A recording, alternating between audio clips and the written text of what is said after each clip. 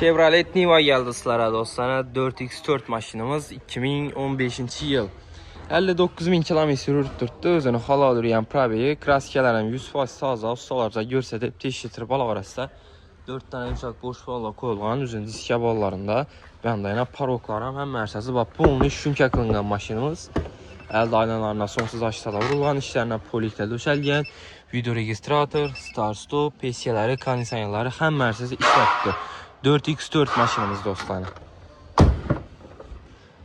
Salon kısımları taza durdu. Ben taraftan özünün zapas kabonları metan gazlarına, markalarına koyup passafkelerine mina taxlaq koydular. Üstlerine mina nərsələzi koyup edək getə sana. 2015 yıl maşinimiz 4x4 Niva dostlar. Üstünde çertekləri hem mərsəsi var. Gəlib edək körü bala arasında. Baxası 115 milyon son naqd pul bolsa üstündə gəzdirib bərəmiz. Maşinimiz Koşifir avtomarketdə satışa qoyuldu. Gəlib xarid qıla arasında.